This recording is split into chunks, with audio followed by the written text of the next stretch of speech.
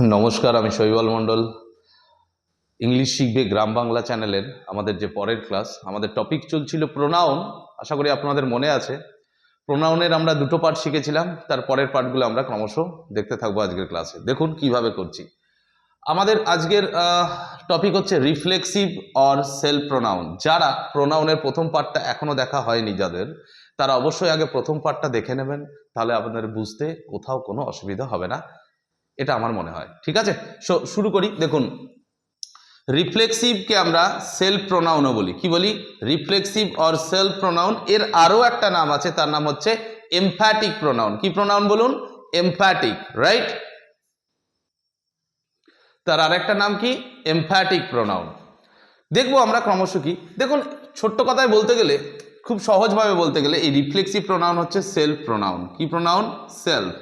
বা যে প্রোনাউনের শেষে যে শব্দটা প্রোনাউন আমরা ব্যবহার করব, তার শেষে কিন্তু সেলফ থাকবে। কি থাকবে?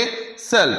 যদি সিঙ্গুলার হয়, আর যদি প্লুরাল হয় সেক্ষেত্রে নিয়মকে আমি ক্রমশ বলছি। বিষয়টা কি আমরা একটু ক্লিয়ার করি। দেখুন, রিফ্লেক্সিভ প্রোনাউন, পার্সোনাল প্রোনাউনে কি শিখেছিলাম? আই মানে আমি, আই মানে কি? আমি। কিন্তু রিফ্লেক্সিভ প্রোনাউনে সেটা হয়ে যাবে মাই সেলফ, মানে আমি নিজেই। যদি কেউ কোনো কাজ নিজেই করছে, সেক্ষেত্রে বোঝাতে কিন্তু এই রিফ্লেক্সিভ প্রোনাউন ব্যবহৃত হয়। যেরকম ধরুন, আই থাকলে মাই সেলফ, আই মানে আমি, মাই সেলফ মানে আমি নিজেই। আই মানে আমি, মাই সেলফ মানে আমি নিজেই। আই মানে আমি, মাই সেলফ মানে আমি নিজে। আচ্ছা, ইউ মানে তুমি, ইয়োর সেলফ মানে তুমি নিজেই। ইউ মানে আমি, ইয়োর সেলফ মানে তুমি কি বলুন? তুমি নিজেই, রাইট? তুমি নিজেই। হি মানে সে, হিমসেলফ মানে সে নিজেই। শি মানে সে, হার সেলফ হলে হবে সে নিজেই। দেখুন, প্রত্যেকটা কথা শেষে self, self, self and self. সিঙ্গুলারের ক্ষেত্রে আমরা এসিএলএফ, সেলফ ইউজ করব। আই থাকলে মাই সেলফ, ইউ থাকলে ইয়োর সেলফ, হি থাকলে হিমসেলফ, শি থাকলে হার সেলফ, ইট থাকলে ইট সেলফ। ইট ইট মানে ইহা, ইট সেলফ মানে ইহা নিজেই। সি মানে সে, হার সেলফ মানে সে নিজেই। হি মানে সে, হিমসেলফ মানে সে নিজেই। ইউ মানে তুমি, ইয়োর সেলফ মানে তুমি নিজেই। আই মানে আমি, মাই সেলফ মানে আমি নিজেই। এবার এটাই যদি প্রোনাউন মানে প্লুরাল হয়, সেক্ষেত্রে আমরা বলেছিলাম, দেখুন ওই নাম্বারে আমরা এফ বা এফি থাকলে কি বলেছিলাম? এফ বা এফি থাকলে আমরা কি যোগ করি? ভিইএস দিয়ে প্লুরাল করি। নিশ্চয় মনে আছে। এফ বা এফি থাকলে আমরা কি দিয়ে যোগ করি? ভিইএস। চিন্তা করুন তো, সেলফ, SELF, লাস্টে এফ আছে, এর যদি প্লুরাল হয় কি হয়? এফ উঠে যাবে, এফ এর স্থানে কি বসবে? VES। এই যে এফ থাকলে কি হবে? এফ উঠে গিয়ে VES, তাহলে কি হয়ে যাবে? ACL VES। এই কথাটা এসছে, ACL VES। এই এফ এর জায়গায় কিন্তু VES বসেছে। আশা করি বোঝা গেছে। পুরোনো ক্লাসগুলো একটু দেখতে থাকুন, তাহলে বিষয়টা পরিষ্কার হবে। তাহলে এখানে কি? উই মানে আমরা, আমরা নিশ্চয়ই একজন নয়, এটা একটা প্লুরাল ওয়ার্ড, তাই না? উই মানে আমরা, আমরা যদি হয় তাহলে এখানে কি হবে? আওয়ার সেলফ হবে না? Hour selves. দেখুন, ACLF এর জায়গায় ACLVES, আওয়ার সেলফস, আমরা নিজেরাই। উই মানে আমরা, আওয়ার সেলফস মানে আমরা নিজেরাই। ইউ মানে তোমরাও হয়, তোমরা মানে একের বেশি মানে প্লুরাল, তাহলে ইয়োর সেলফস মানে তোমরা নিজেরাই।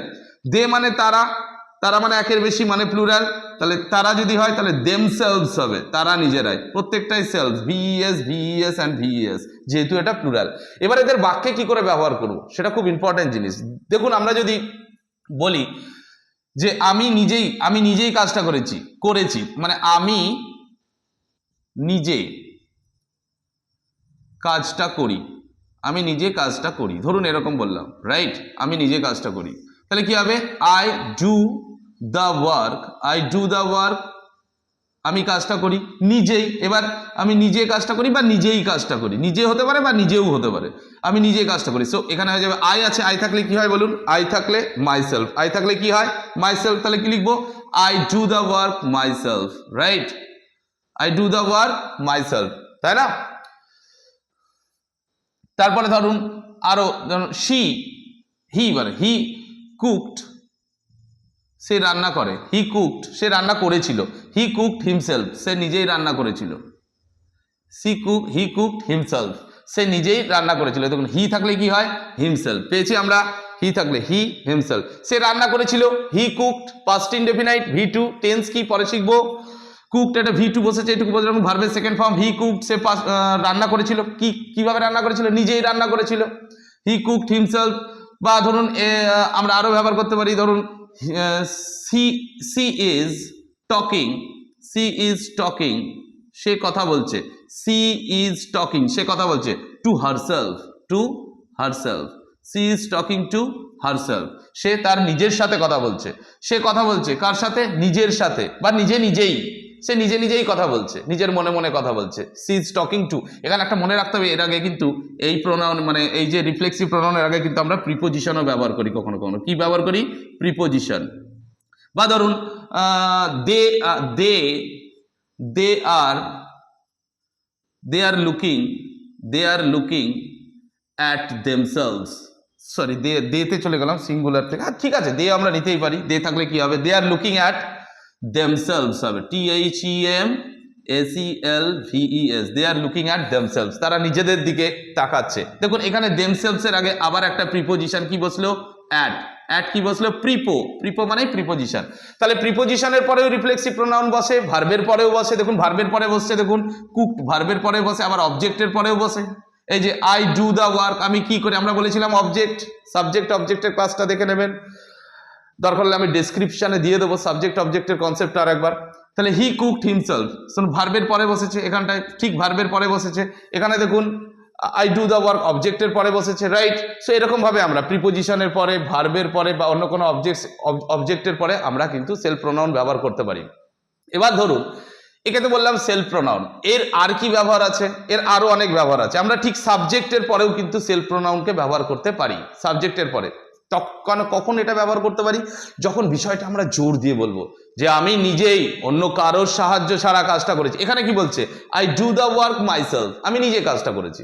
তুমি কাজটা কি করেছো, যে আমি নিজে করেছি। তুমি কাজটা কিভাবে করলে, আমি নিজে করেছি, জাস্ট নর্মালি আপনি বলছেন। কিন্তু যখন আপনি বলবেন না আমাকে এই কাজে অন্য কেউ সাহায্য করেনি, আমি নিজেই করেছি কাজটা, অন্য কেউ আমাকে হেল্প করেনি, তখন কিন্তু আপনি স্ট্রেস দিচ্ছেন।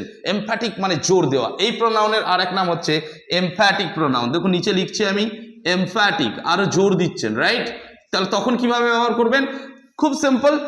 এই যে মাইসেলফ প্রোনাউনটা না, এটা আমি সাবজেক্টের পরে নিয়ে আসবো। মনে আছে সাবজেক্ট আর অবজেক্ট কি, বাক্যে যার সম্বন্ধে কিছু কথা বলি সেই আমাদের সাবজেক্ট। যেমন আমি যদি বলি এই কাজটা, দেখুন আই ডু দ্য ওয়ার্কের জায়গায় লিখলাম রাহুল ডাজ, রাহুল হলে কি হয়ে যাবে, ডাজ হয়ে যাবে, ডু এর সঙ্গে ES, third person singular number, tense যখন চিনবো বলবো আমরা Rahul does the work, sorry একটু ভুল হয়ে গেছে, এক second, just a minute, Rahul. এবার আমরা কি বলেছি, এমফ্যাটিক যখন হবে ঠিক সাবজেক্টের পরে আমার কে বসবে, সেলফ প্রোনাউনটা বসবে। দেখুন এখানে যদি একটা কথা বলা হয়নি, যদি রাহুল থাকে, রাহুল কে, রাহুল একটি ছেলে, তাহলে কি হবে, হিটা আমরা কে কানেক্ট করবো, তাহলে রাহুল কি হবে, হিমসেলফ। আবার আর একটা কথা মনে রাখুন, আমি যদি বলি রিমা, রিমা যদি বলি তাহলে রিমাকে একজন মহিলা, তাহলে কি হবে শি, তাহলে কি হবে হারসেলফ। এটাও মাথায় রাখতে হবে কিন্তু, ঠিক আছে। সবসময় যে প্রোনাউন দিয়ে আমরা যদি কোনো নাউন থাকে তার এগেনস্টে কিভাবে, মানে প্রোনাউন তো নাউনের পরিবর্তে ব্যবহৃত হয় আমরা জানি। তাহলে রাহুল, এখানে দেখুন মাইসেলফটা লাস্টে ছিল, এটা ছিল সাবজেক্ট। আই যখন বলতাম তাহলে মাইসেলফটাকে আয়ের পরে আনতাম, কিন্তু রাহুল বলেছি তাহলে রাহুল হিমসেলফ, রাহুল হিমসেলফ লাস্টে না দিয়ে ঠিক সাবজেক্টের পরে বসাচ্ছি, তারপরে যা আছে তাই। এখানে আয়ের পরে ডু হয়েছে, রাহুলের পরে কি হবে, does, Rahul himself does the work. বা আপনি যদি এটাকে আই দিয়েও করেন কি হবে, তাহলে কি হবে দেখুন, আই মাইসেলফ, আই থাকলে কি হয়, আই থাকলে মাইসেলফ, রাহুল থাকলে হিমসেলফ, যেহেতু রাহুল ছেলে, ছেলে মানে হি থাকলে হিমসেলফ, রাহুল থাকলে হিমসেলফ। তাহলে আই মাইসেলফ ডু, এই যে আই ডু দ্য ওয়ার্ক লিখেছি, ধরুন 1 2 3 আর এটা 4, একের পরে 4টাকে নিয়ে চলে আসবো। এই যে একের পরে না 4টাকে আগে আনবো, তারপরে 2 আর 3 লিখবো। কিরকম ভাবে, আই মাইসেলফ, দেখুন কোথায় ছিল মাইসেলফ, আই ছিল সবার প্রথমে, মাইসেলফ ছিল সবার শেষে। এই বাক্যটার সঙ্গে কানেক্ট করুন আপনি, রাইট। আই ছিল সবার প্রথমে, মাইসেলফ ছিল সবার শেষে, এখানে আই লিখলাম সবার প্রথমে, লাস্টের মাইসেলফটাকে ঠিক আয়ের পরে কিন্তু নিয়ে এসেছি। আই মাইসেলফ, তারপরে যা আছে তাই, do the work, do the work. এরকম ভাবে আমরা করতে পারি। দেখুন বেশি উদাহরণ দিলে অনেক বড় হয়ে যাবে ভিডিও, তাই এটাই বললাম, I myself do the work. ধরুন আরেকটা নেই, হি কুকড হিমসেলফ, সে নিজে রান্না করেছে। তাহলে কি লিখবো, এই যে 1 2 3, এই 3 নম্বরটাকে ঠিক সাবজেক্টের পরে মানে হি এর পরে আনতে হবে। তাহলে এটাকে আমরা কি বলতে পারি, হি হিমসেলফ কুকড, সে নিজেই রান্না করেছে, অন্য কারোর সাহায্য কিন্তু নেয়নি। আরো একভাবে কিভাবে ব্যবহার করা যায়, লাস্টে বাই দিয়ে আমরা এটা করতে পারি। যেরকম দেখুন এক্ষেত্রেও কিন্তু এই একই, জোর দিয়ে বলা, জোর দিয়ে বলছি আমরা যে আমি অন্য কারোর সাহায্য নিইনি, জোর দিয়ে বলা। ধরুন এরকম, ধরুন আমি বলছি একটা টপিক, ধরুন এটাই, আই মাইসেলফ ডু দ্য, এখানে লিখেছি I do the work myself, এখানে লিখেছি I myself do the work, এবার লিখছি I do the work by myself, by myself. এর মানে কি? এর মানেও ঠিক এমফ্যাটিকের মতোই, জোর দিয়ে বলছে আমি অন্য কারোর সাহায্য নিইনি, আমি এটা নিজেই করেছি, এখানে এই কাজে আমাকে কেউ হেল্প করেনি। তাহলে এটা আমরা কিভাবে বলতে পারি? জাস্ট যেরকম ভাবে লিখলাম, দেখুন I do the work myself লিখেছিলাম, এখানে লিখছি I do the work by myself, একটা এক্সট্রা শব্দ কি যোগ হলো? বাই। তাহলে এরকম ভাবেও আমরা কিন্তু রিফ্লেক্সিভ প্রোনাউনকে আমরা ব্যবহার করতে পারি। তাহলে এমফ্যাটিক কখন? যখন জোর দিয়ে বলা, আর নর্মাল সেন্সে বললে এটা আমরা রিফ্লেক্সিভ অর সেলফ প্রোনাউন বলতে পারি, তাই না? সুতরাং দেখুন পরের টপিকটা আমরা চলে যাচ্ছি। দেখুন পরের টপিক হচ্ছে রিলেটিভ প্রোনাউন। আমাদের প্রত্যেকের বাড়িতে রিলেটিভ আছে, আত্মীয়, একটা সম্পর্ক তৈরি করি আমরা, বা সম্পর্ক হয়ে থাকে, তৈরি করি না। আবার যদি নতুন কারোর সঙ্গে সম্পর্ক তৈরি করি, তারাও আমাদের রিলেটিভ হয়, তারা আমাদের বাড়িতে আসে, তো সেই সেন্স নিয়ে আমরা এটা শিখে নেব। দেখুন রিলেটিভ প্রোনাউন কোনগুলো? এরা দুটি বাক্যকে যোগ করে, একটা বাক্যর সঙ্গে আর একটা বাক্যকে যোগ করে, এবং পূর্ববর্তী নাউন, মানে ঠিক নাউনের পরিবর্তে প্রোনাউন, তাই এর একটা পূর্বে, মানে যেখানে রিলেটিভ প্রোনাউন বসবে ঠিক তার আগে একটা নাউন থাকতে হবে, এটা কিন্তু কন্ডিশন। নাউন ছাড়া কিন্তু আমরা রিলেটিভ প্রোনাউনকে বসাতে পারবো না, মানে অবশ্যই এরা নাউনের সঙ্গে কানেক্ট হবে, এবং সেই নাউন আর এই রিলেটিভ প্রোনাউন কিন্তু সেম হতে হবে, রাইট? বিষয়টা কি? এবং এই পূর্ববর্তী নাউনের সঙ্গে এটা সম্পর্ক তৈরি করে। এই পূর্ববর্তী নাউনকে বলি আমরা অ্যান্টিসিডেন্ট। এত মনে রাখার দরকার নেই, জাস্ট বোর্ডটা আপনি দেখে একটু মনে রাখবেন, চেষ্টা করবেন, না থাকলে কোনো সমস্যা নেই, আমরা সব শিখবো। দেখুন এই রিলেটিভ প্রোনাউন যদি সাবজেক্টে বসে এবং সেটা যদি পার্সোনাল মানে ব্যক্তি বোঝায়, তাহলে কিন্তু হবে হু, আর যদি কোনো বস্তু বোঝায় তাহলে কিন্তু হয়ে যাবে কি? হুইচ। আর যদি ব্যক্তি বস্তু উভয়কেই বোঝায় তাহলে হবে দ্যাট। তাহলে সাবজেক্টে আমরা রিলেটিভ প্রোনাউনকে হু মানে যে বা যিনি, যে এখানে কি হবে? যে বা যিনি বা যারাও হয়। হুইচ মানে যেটা, হুইচ মানে কি? এটা যেটা, এটা আপনি বলতে পারেন দুটোই হয়। সো অবজেক্টের ক্ষেত্রে হুম মানে কি? এখানে যাকে, হুম মানে কি? যাকে। হুইচ মানেও যেটা বলতে পারেন আপনি, যেটা, দ্যাটও তাই। এখানে হুজ মানে যার, হুজ মানে কি? যার। অফ হুইচ মানেও যার, ঠিক আছে, মানে যার। সো এছাড়া অন্যান্য ডব্লিউএইচ ওয়ার্ড ব্যবহৃত হতে পারে, আমরা দেখবো ক্রমশ। তখন এরা দুটি বাক্যকে যোগ করে এবং পূর্ববর্তী নাউনের সাথে সম্পর্ক তৈরি করে। কিভাবে? দেখুন আই নো রাহুল। ধরুন আমি বললাম এটা একটা বাক্য, আই নো রাহুল, আমি রাহুলকে চিনি। এবার বলছি who is a footballer, who is a teacher, ছোট করে লিখে দিই, হু ইজ এ টিচার। আমি রাহুলকে চিনি, যে একজন শিক্ষক। দেখুন প্রথম বাক্যটা হচ্ছে এইটা, সেকেন্ড পার্টটা হচ্ছে এইটা। এই যে সেকেন্ড পার্টকে যোগ করেছে কে? হু। হু হচ্ছে কিন্তু আমাদের এখানটায় রিলেটিভ প্রোনাউন। আরপি মানে কি? আরপি মানে কি? রিলেটিভ প্রোনাউন, ঠিক আছে, রিলেটিভ প্রোনাউন। কিভাবে রিলেটিভ প্রোনাউন কিভাবে সম্পর্ক তৈরি করছে দেখে নিই। দেখুন আপনি যদি এটাকে কেটে নেন এখান থেকে, তাহলে এই বাক্যটা লিখি হুকে বাদ দিয়ে, কি লিখবো? রাহুল ইজিক্যাল টু হু ইজিক্যাল টু ইজিক্যাল টু নয়, রাহুল হু। রাহুল মানে কি? হু, তাই না? রাহুল ইজিক্যাল টু হু। তাহলে একটু গোলমাল হয়ে গেল। Rahul is a teacher. আমি কথাটা এরকম বলতে পারি, হু ইজ এ টিচার, আমি রাহুলকে চিনি, যে একজন শিক্ষক। তাহলে Rahul is a teacher, actual কথাটা কি? রাহুল ইজ এ টিচার, তাই না? মধ্যেখানে কি আসছে? হু। তার মানে কথাটা কি? দেখুন এই রাহুলের সঙ্গে এই হু সম্পর্কিত, এই নাউন, রাহুল একটা কি? নাউন, তাই না? আর হুটা কি? একটা প্রোনাউন। এবং কি প্রোনাউন? অবশ্যই এটা রিলেটিভ প্রোনাউন। কারণ কি? যদি আমি হুকে না বলি তাহলে কি বলবো? রাহুল ইজ এ টিচার, সেটাই লিখেছি। তাহলে হু মানে কি? হু এক্সট্রা আসছে কেন? যে একজন শিক্ষক। তাহলে এই দুটো বাক্যের মধ্যে সম্পর্ককে স্থাপন করছে হু। তাহলে হু হচ্ছে আমার রিলেটিভ প্রোনাউন। যেমন ধরুন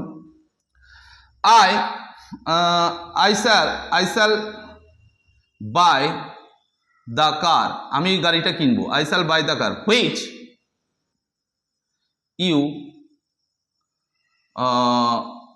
ইউ স, যেটা তুমি দেখেছিলে, হুইচ ইউ স। এখানে দেখুন I shall buy the car. এবার দেখুন এখানটায় সাবজেক্ট কি করে? এই যে সাবজেক্ট হুইচ ইউ স, ওটা পরে আসছি, আগে এটা আমরা বলিনি। আই শ্যাল বাই দ্য কার, ধরুন হুইচ ইউ স নাকি, হ্যাঁ হুইচ ইউ স বলতে পারি আমরা, হুইচ ইউ স। দেখুন এখানে কিভাবে? I shall buy the car, আমি গাড়িটা কিনবো, হুইচ ইউ স, যেটা তুমি দেখেছিলে, যে গাড়িটা তুমি দেখেছিলে সেটা আমি কিনবো। এবার দেখুন হুইচ মানে কোন গাড়িটা কিনবেন, এই গাড়িটার কথা বলছি, এই নাউনটার কথা বলছি। মানে কি? ইউ স দ্য কার, আপনি সেই গাড়িটা দেখেছিলেন যেটা আমি কিনবো। সো দ্য কার মানে হুইচ হুইচ যেটা, যেটা মানে কোনটা, ওই গাড়িটা কিনবো, যেটা মানে কোনটা ওই গাড়ি, তাহলে এই দুটোর মধ্যে সম্পর্ক স্থাপন হচ্ছে, তাই না? কি পূর্ববর্তী নাউন, এই হুইচটা বসেছে কি ঠিক নাউনের পর, এই হুটা বসেছে কি ঠিক নাউনের পর, এই যে ঠিক নাউনের পর বসে আরো একটা বাক্যকে যোগ করছে, সেই যোগ করার কাজটাই করছে রিলেটিভ প্রোনাউন। আরো প্রচুর উদাহরণ নেওয়া যায়, যেমন দেখুন ইউ ইউ বলুন, ধরো কি নেব, you you told you told me the fact, তুমি আমাকে সেই ঘটনাটা বলেছিল, you told me the fact. এটা একটু ডিপ চলে যাচ্ছি, তাও একটু বোঝার চেষ্টা করুন রিলেটিভ প্রোনাউনটা। আমি কয়েকটা উদাহরণ দিচ্ছি। You told me the fact which was unknown, KNOWN, which was unknown, একটু লিখতে অসুবিধা হবে, একটু ভালো করে স্পষ্ট করে নিচে লিখি, which was unknown to all, তুমি আমাকে সেই সত্যিটা বলেছিলে যেটা সকলের অজানা ছিল। সত্যিটা, যেটা, যেটা মানে কোনটা, ওই সত্যিটা, এটা একটা নাউন আর এটা একটা রিলেটিভ প্রোনাউন। কোনটা বলেছিলে, যে সত্যিটা, তার মানে you told me the fact, তুমি আমাকে সেই সত্যিটা বলেছিলে, which was unknown to all, যেটা, যেটা ছিল সকলের অজানা, এই যে যেটা পাচ্ছি, যে, যেটা, এই যে এই ধরনের যে শব্দগুলো আমরা ব্যবহার করি সেইগুলো হচ্ছে আমাদের রিলেটিভ প্রোনাউন। দুটো বাক্যকে যোগ করছে, দেখুন এই বাক্যটা একটা বাক্য, আবার এখান থেকে এই পার্টটা একটা, এই পার্টটা একটা বাক্য, এই দুটো বাক্যকে যোগ করছে কি এই হুইচ, আর হুইচ বসছে কোথায়, ঠিক নাউনের পর। এটা আমাদের রিলেটিভ প্রোনাউন। যখন আমরা ক্লজ শিখবো তখন ইন ডেপথে আমরা আরো অনেক কিছু শিখবো, ঠিক আছে? সো এইটুকু আমরা আজকে ক্লাস দিলাম, রিলেটিভ প্রোনাউন বেসিক সেন্সটা আমরা ক্লিয়ার করলাম। এই ছকটা মনে রাখলে অনেকটা কিছু সহজ হয়ে যাবে। এছাড়া WH ওয়ার্ড দিয়ে আমরা একটা যদি বলি, ধরুন I know the place, I know the place, I know the place, sorry PLACE, where where Tagore was born, আমি সেই জায়গাটা চিনি যেখানে রবীন্দ্রনাথ ঠাকুর জন্মেছিলেন।